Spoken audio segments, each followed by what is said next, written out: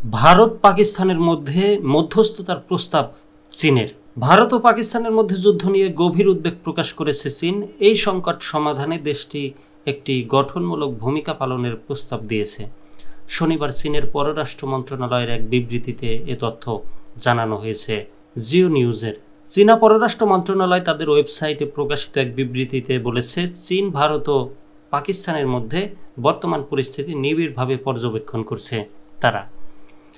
বিবৃতিতে উভয় দেশকে শান্তি ও স্থিতিশীলতাকে সর্বোচ্চ অগ্রাধিকার দেওয়ার আহ্বান জানানো হয়েছে। একই সঙ্গে উত্তেজনা আরও বাড়িয়ে তুলতে পারে এমন পদক্ষেপের বিরুদ্ধে সতর্ক করে শান্ত ও সংযম থাকার আহ্বান জানানো হয়েছে। এছাড়া শান্তিপূর্ণ রাজনৈতিক উপায়ে সমস্যা সমাধানের পথে ফিরে আসার কথা বলা হয়েছে বিবৃতিতে। পররাষ্ট্র মন্ত্রণালয় আরও জানিয়েছে, চীন এই বিষয়ে একটি গঠনমূলক ভূমিকা পালন করতে ইচ্ছুক।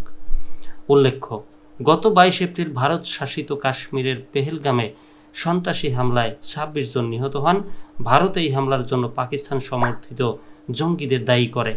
এর জবাবে ভারত 7 মে পাকিস্তানের অভ্যন্তরে অপারেশন সিঁদুর নামে বিমান হামলা চালায়, যেখানে ভারত জঙ্গি ঘাঁটি ধ্বংসের দাবি করে। পাকিস্তান এই হামলার তীব্র নিন্দা জানায় এবং পাল্টা হামলার হুমকি দেয়।